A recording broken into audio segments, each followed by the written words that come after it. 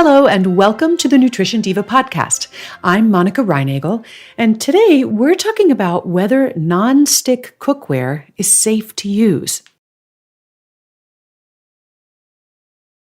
Nonstick pans are extremely popular, and it's not hard to see why. Cleanup is a breeze thanks to a special coating that keeps food from bonding to the surface of the pan. And that nonstick surface also allows you to cook with less or even no oil or butter. But are they safe? Most nonstick pans are coated with polytetrafluoroethylene, also known as Teflon. And there are a lot of rumors out there that Teflon might be toxic and that these pans might not be safe to use. One concern is that nonstick coating might flake off and be ingested with the food. Now, this is much more likely to happen with a cheaper or poor quality pan, or even just those that haven't been well taken care of. Using metal implements, for example, can scratch even a high-quality nonstick surface and make it more likely to flake. The good news is that ingesting small flakes of nonstick coating is not dangerous. This material is going to just pass right through your body. However, it does definitely reduce the non-stickiness of the pan. Fortunately, most manufacturers of nonstick pans have now phased out the use of perfluorooctanoic acid, or PFOA, and that's a suspected carcinogen. Nonstick pans never were our biggest source of exposure to this chemical, but, that's one less thing to worry about. Even without PFOA, overheating these pans can still create some problems, however. When these pans get too hot, compounds in that coating can be released into the air as fumes.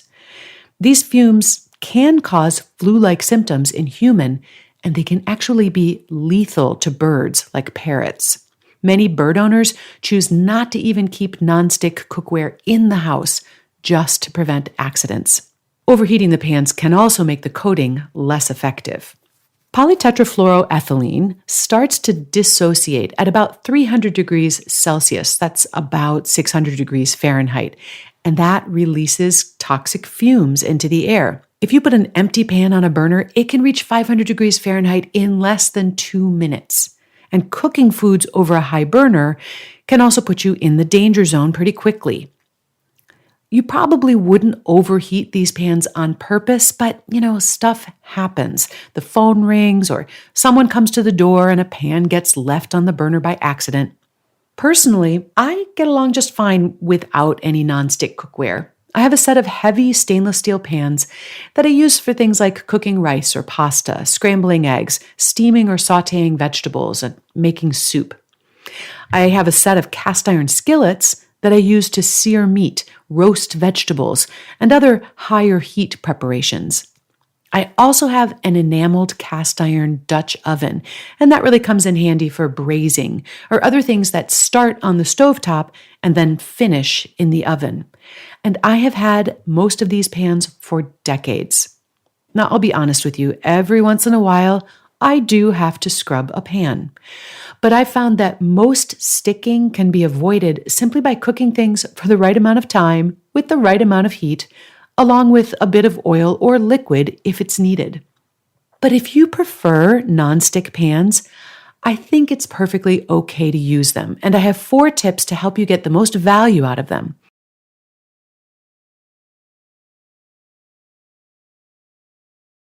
And now here are my tips for staying safe and getting the best results from nonstick cookware. Number 1, invest in high-quality nonstick pans. The coating is more likely to be sprayed on in multiple layers rather than rolled on, and that makes it much more durable. More expensive pans are also usually heavier, and that helps reduce the risk of accidental overheating. Number 2, keep that heat down. You really only want to cook over low or moderate heat. If you do accidentally overheat a nonstick pan, open some doors and windows to dissipate those fumes as quickly as possible. And if you must preheat a nonstick pan before you add the food, just be sure to watch it carefully and preheat it only as long as you need to get the surface hot, which does not take long. Number 3, be sure to protect the surface. Although you don't need to worry about ingesting the coating, the pans are going to perform better if you avoid scratching them. So don't use metal utensils or scrubbers, and then also store them carefully to keep them from getting scratched by other pans. And finally, learn to let go. If that surface does become scratched, or you notice that it's starting to flake off, or even it looks fine, but it's beginning to lose its non-stick properties, it's best to replace them. Even higher quality nonstick coatings will only perform well for 3 to 5 years.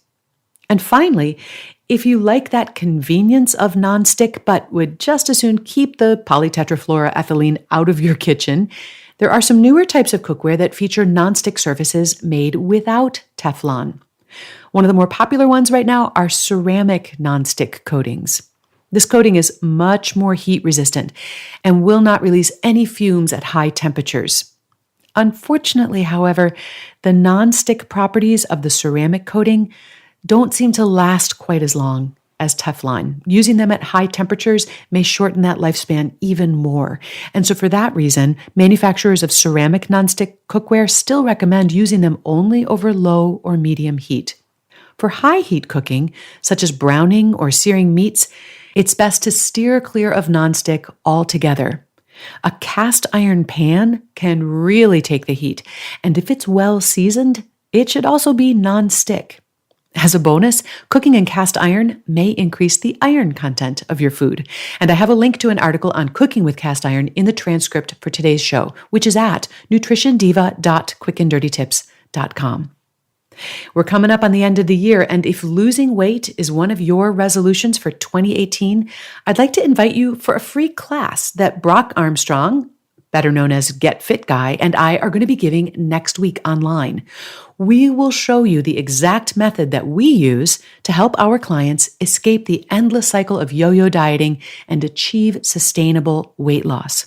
And you can get more information at nutritionovereasy.com/resolution.